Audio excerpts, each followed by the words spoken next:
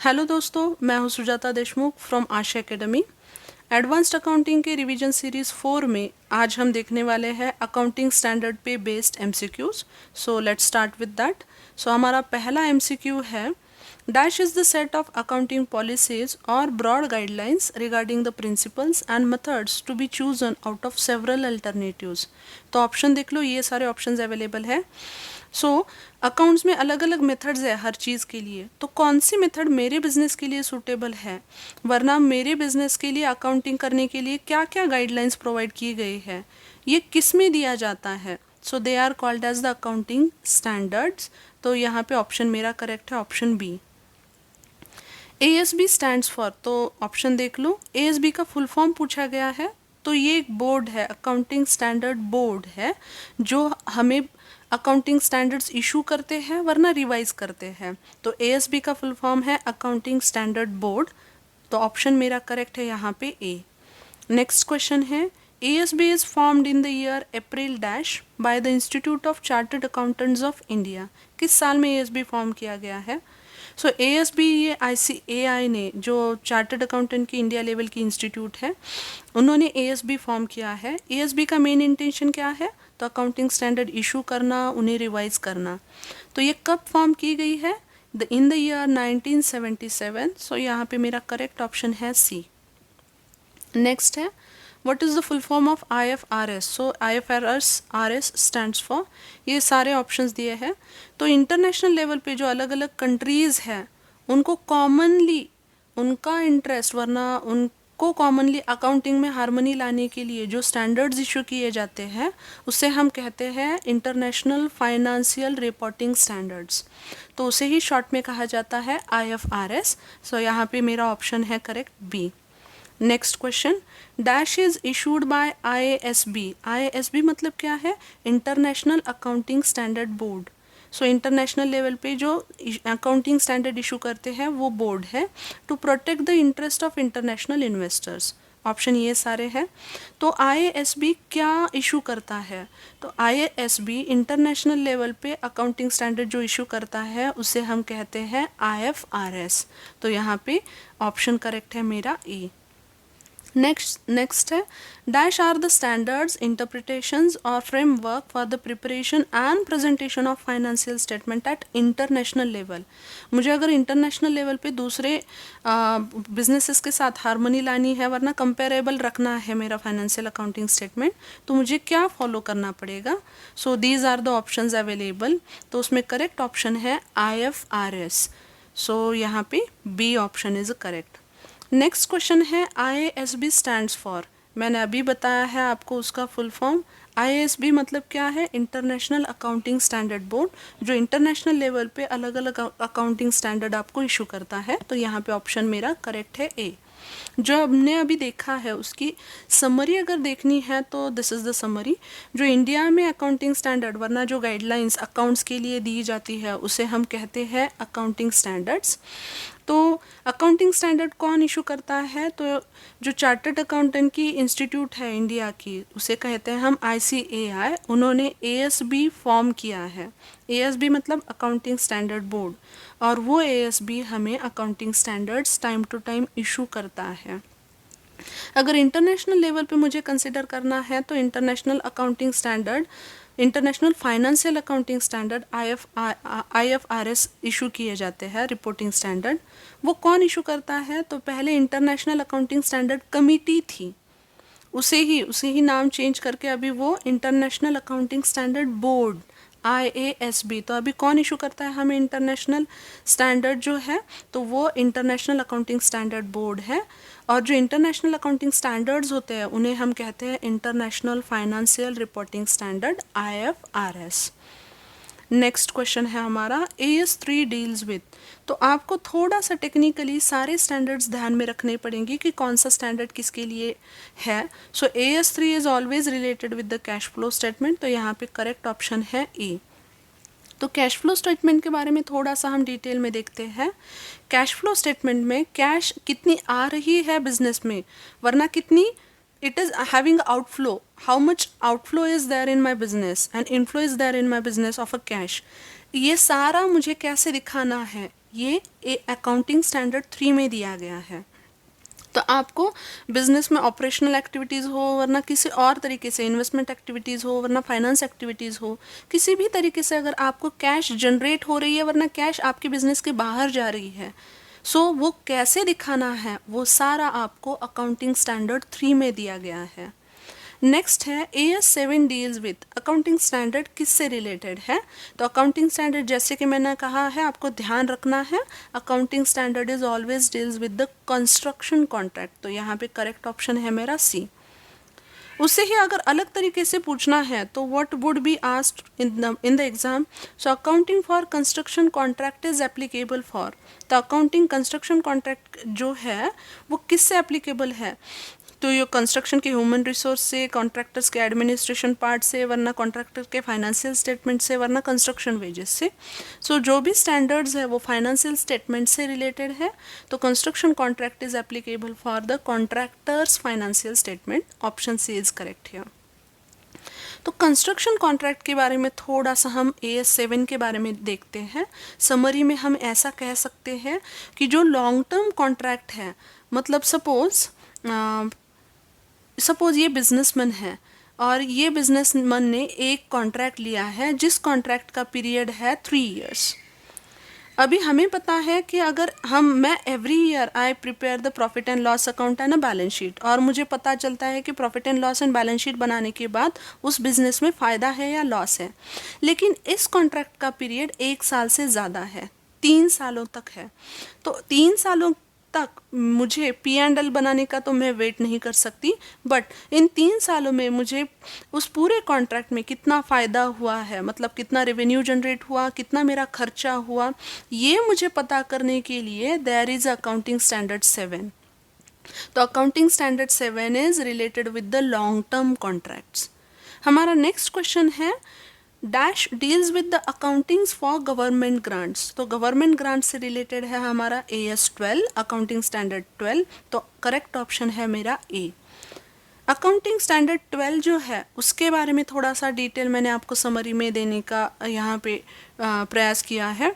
सो जो हमें गवर्नमेंट से ग्रांट्स मिलती है, सो ग्रांट्स किस किस प्रकार की हो सकती है। It may be my subsidy, it may be my cash incentives, और अगर कोई ड्यूटी में लाइबल हूँ और गवर्नमेंट ने वो उसमें छूट दी है मुझे, so that all can be considered as the government grants. तो वो गवर्नमेंट ग्रांट मुझे अकाउंट्स में दिखानी कैसी है, वरना उसका जो फ़ायदा हुआ है वो मुझे कैसे दिखाना है अकाउंट्स में, इसके बारे में गाइडलाइंस दी गई है अकाउंटिंग स्टैंडर्ड 12 में। So accounting standard 12 is related with the government grants. Next है an objective of AS15 is to show the accounting and disclosure for। तो AS15 क्या दिखाता है, क्या है उसमें AS15 में। सो ऑप्शन देख लो तो हमें पता है AS15 है एम्प्लॉई बेनिफिट से रिलेटेड। तो यहाँ पे ऑप्शन मेरा करेक्ट है ए। नेक्स्ट है अगर AS15 पे और अलग तरीके से मुझे पूछना है, so how the examiner can ask. So dash helps to calculate the liability when the employee provides the service and employee benefits are to be paid in the future। तो ऐसी कौन सी स्टैंडर्ड है जिसमें हमें पता चलता है कि एम्प्लॉय से मैंने सर्विस ली है लेकिन एम्प्लॉय को कितना देना बाकी है। तो एम्प्लॉय बेनिफिट से रिलेटेड है हमारा AS स्टैंडर्ड 15 अकाउंटिंग स्टैंडर्ड 15। सो यहाँ पे करेक्ट ऑप्शन है मेरा डी। तो अकाउंटिंग स्टैंडर्ड के बारे में देखते हैं हम पहले। ये 2005 में इंट्रोड्यूस किया गया है। हमें एम्प्लॉयज़ से क्या फ़ायदे मिले हैं और हम एम्प्लॉयज़ को क्या फ़ायदे दे रहे हैं, हमें क्या देना है एम्प्लॉय को, सो ये सारा देखना है। So short there are 4 categories of employ benefit. Short term 1 साल के अंदर जो बेनिफिट मैं एम्प्लॉयज़ को देती हूँ, जैसे सैलरी है वरना कोई भी टाइप की फैसिलिटी हो। लॉन्ग टर्म मतलब 1 साल से ज़्यादा के लिए जो फ़ायदा मैं उनको देती हूँ, जैसे एजुकेशनल लीव है, मैंने 2-3 साल का एजुकेशन करने के लिए मेरे एम्प्लॉयज़ को लीव दी है, so long term benefit it is getting. Post employment है आफ्टर रिटायरमेंट, तो रिटायरमेंट के बाद मुझे ग्रेच्युटी देना पड़ता है, पेंशन फंड देना पड़ता है, वरना प्रोविडेंट फंड देना पड़ता है। टर्मिनेशन बेनिफिट्स, अगर एम्प्लॉय ने खुद छोड़ दी है तो वीआरएस में क्या देना है, वरना मैंने टर्मिनेट किया है तो उसमें मुझे whatever the liability I am liable to pay, तो ये सारा मुझे अकाउंट्स में कैसे दिखाना है, किस तरीके से मैं उनको ट्रीट कर सकती हूँ, ये सारा मुझे अकाउंटिंग स्टैंडर्ड 15 में दिया है. सो AS 15 is related with the employees benefits. Next है हमारा AS 17 डील्स विद, ऑप्शंस देख लो. तो AS 17 हर बार सेगमेंट रिपोर्टिंग पे होता है, तो मेरा ऑप्शन करेक्ट है सी. अगर अलग तरीके से AS 17 में मुझे पूछना है तो what would be the question, accounting standard dash deals with the presentation of general purpose financial statement as well as consolidated financial statement. तो ऐसा कौन सा अकाउंटिंग स्टैंडर्ड है वो जो एक बिजनेस के लिए एक और एक बिजनेस में अलग अलग सेगमेंट के लिए कंसोलिडेट फाइनेंशियल स्टेटमेंट बनाता है. सो वो है अकाउंटिंग स्टैंडर्ड 17. तो यहाँ पे करेक्ट ऑप्शन है डी. तो अकाउंटिंग स्टैंडर्ड 17 के बारे में कुछ फैक्ट्स वरना कुछ चीज़ें हम जान के लेते हैं. जैसे सपोज कर लो मेरा एक बिजनेस है तो मैं जनरली P&L बनाती हूँ, बैलेंस शीट बनाती हूँ और इन्वेस्टर्स को पता चलता है कि हाँ भाई इस बिजनेस में इतना फ़ायदा है वरना इतना नुकसान है.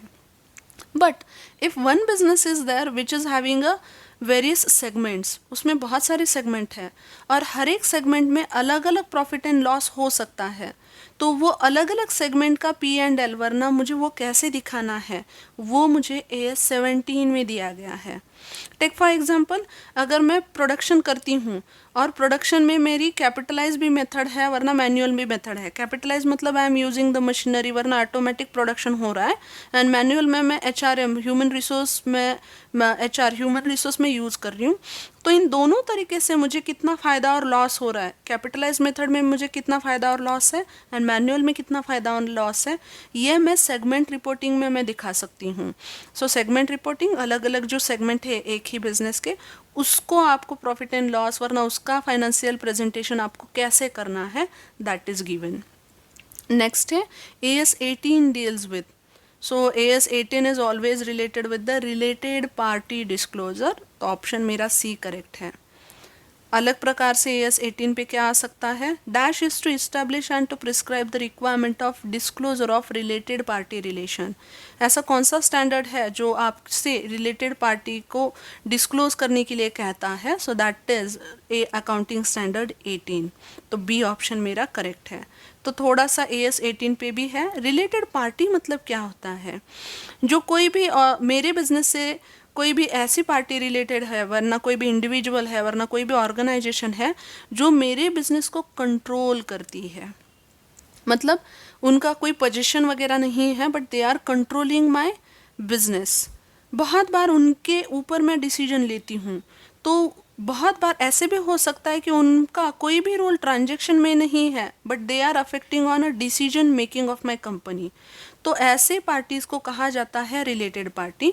तो AS 18 कहता है कि भाई ऐसे अगर आपके बिजनेस को कोई रिलेटेड पार्टी है तो आप उसका नाम और उसका nature, how that is related party with you, वो आपको दिखाना पड़ेगा. सो AS 18 is related with the related party disclosure. Next है AS 19 इज़ एप्लीकेबल फॉर. तो AS 19 हर बार रिलेटेड होता है लीजेस से.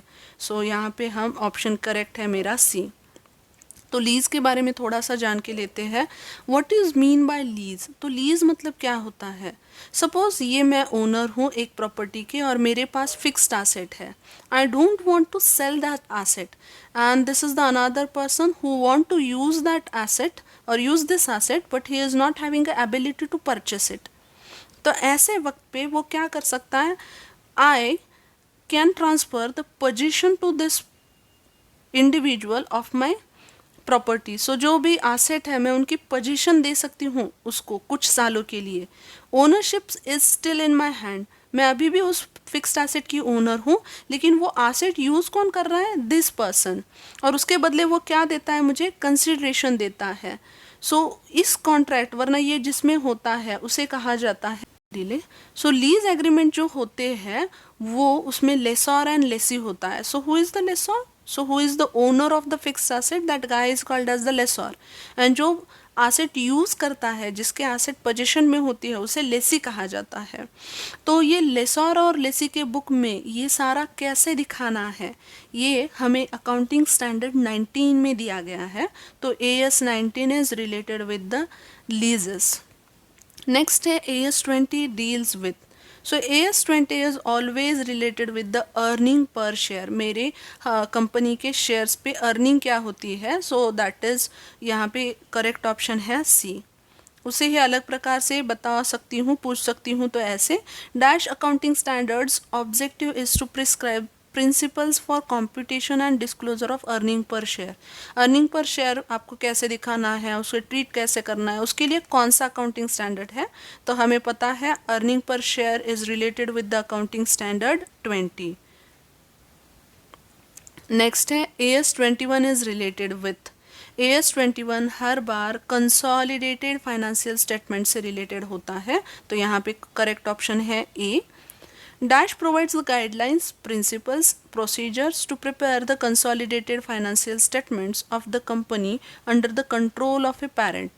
सो ऑप्शन देख लो यहाँ पे, ये भी हमें पता है ना, पेरेंट कंपनी वो सारा क्या होता है मैं बता दूंगी, लेकिन जो भी कंसोलिडेटेड फाइनेंशियल स्टेटमेंट दो कंपनीज के बनाए जाते हैं, उसके ऊपर जो जिस अकाउंटिंग स्टैंडर्ड में गाइडलाइंस दी है वो है हमारा अकाउंटिंग स्टैंडर्ड 21। तो थोड़ा सा हम देखते हैं कि कंपनीज, पेरेंट कंपनी मतलब क्या होता है।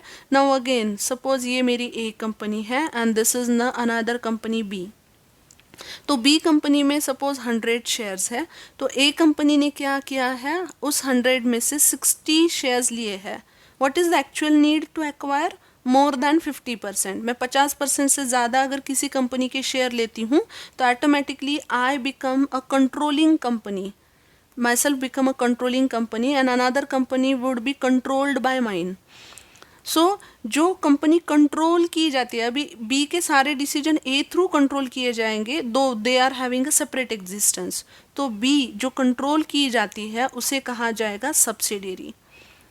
जो दूसरे कंपनीज को कंट्रोल करती है उसे कहा जाएगा पेरेंट कंपनी। तो AS 21 क्या बताता है, इसे ग्रुप कहते हैं। जो पेरेंट कंपनी, जो सब्सिडी कंपनीज है उसे ग्रुप कहा जाता है। तो भाई आप समहाउ सेम ही हो, क्योंकि एक कंपनी दूसरे कंपनी को कंट्रोल कर रही है, तो आप दोनों का मिला के, वरना जितनी भी सब्सिडियरीज है उनका मिला के आप एक स्टेटमेंट बनाओ। सो कंसोलिडेटेड मिला के, सो कंसोलिडेटेड स्टेटमेंट आप बनाना पड़ेगा आपको। सो कंसोलिडेटेड फाइनेंशियल स्टेटमेंट कैसे बनाना है, क्या लेना है, क्या नहीं लेना है, वो सारा आपको अकाउंटिंग स्टैंडर्ड 21 में दिया गया है। नेक्स्ट क्वेश्चन है अकाउंटिंग स्टैंडर्ड 22 डील्स विद, तो हमें पता है this deals with the accounting for taxes on income. So हमें जो इनकम मिलता है उस पर जो हम टैक्स पे करते हैं उससे रिलेटेड उसकी ट्रीटमेंट कैसे करनी है वो दिया है। AS नेक्स्ट क्वेश्चन है AS dash treats the income tax on accrual basis like other expenses irrespective of timing of payment of tax.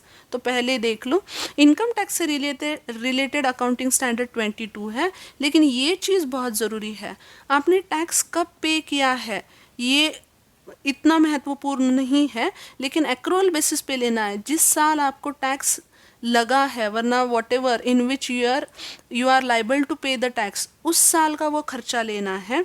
तो ये जो जिस स्टैंडर्ड में बताया है वो है अकाउंटिंग स्टैंडर्ड 22। तो मेरा ऑप्शन करेक्ट है यहाँ पे बी। नेक्स्ट है dash is related with the accounting for investment in associate in consolidated financial statement. तो इन्वेस्टमेंट इन एसोसिएट कंपनी के बारे में जो स्टैंडर्ड डील करता है, जो बताता है, वो है अकाउंटिंग स्टैंडर्ड 23। तो ऑप्शन ए करेक्ट है मेरा। नेक्स्ट क्वेश्चन है accounting standard dash deals with the principles and procedures for identifying the investment in associate in consolidated financial statement.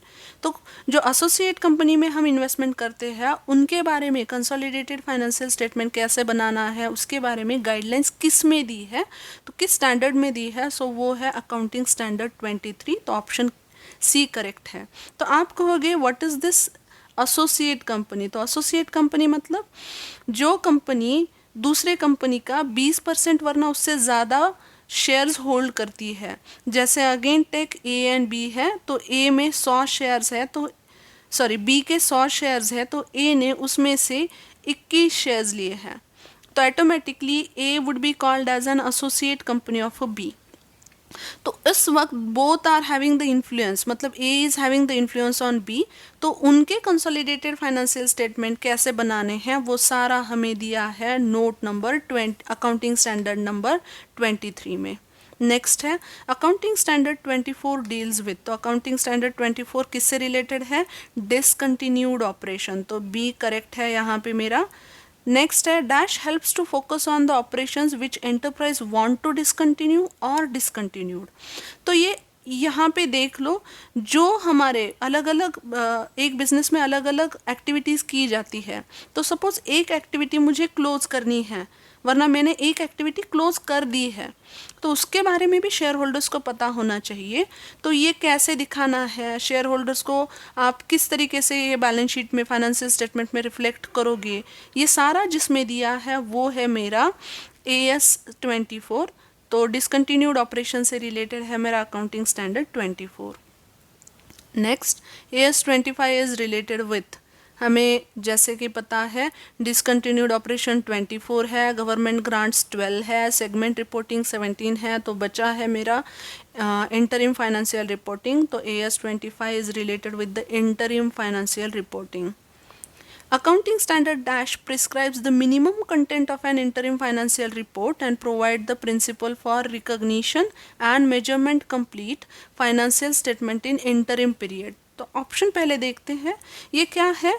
Interim period मतलब 1 साल से कम पीरियड। तो 1 साल से कम पीरियड में अगर आपको फाइनेंशियल स्टेटमेंट दिखाना है, तो वो आपको किस अकाउंटिंग स्टैंडर्ड में, वरना कौन से अकाउंटिंग स्टैंडर्ड में उसकी गाइडलाइन दी है? तो यहाँ पे करेक्ट है option C, accounting standard 25 is related with the interim financial reporting. तो इंटरिम फाइनेंशियल रिपोर्टिंग क्या होती है? 1 साल में हम P&L बनाते हैं, लेकिन 1 साल से कम पीरियड में अगर हम ये स्टेटमेंट बनाना चाहते हैं, so that is called as the interim period. तो ये कैसे बनाना है, आपको balance sheet, statement of P&L, cash flow आप कैसे बना सकते हो, ये सारा अकाउंटिंग स्टैंडर्ड 25 में दिया है। तो AS 25 इंटरिम फाइनेंशियल रिपोर्टिंग है, और उससे रिलेटेड सारी चीज़ें हमें इस स्टैंडर्ड में बताई गई है। अगर ये आपको इंफॉर्मेटिव लगती है, वरना हेल्पफुल लगती है, तो आप इस वीडियो को लाइक कीजिए, ज़्यादा से ज़्यादा शेयर भी कीजिए, और अभी तक अगर आपने मेरे चैनल को सब्सक्राइब नहीं किया है तो आप सब्सक्राइब भी ज़रूर कीजिए। All the very best to all of you.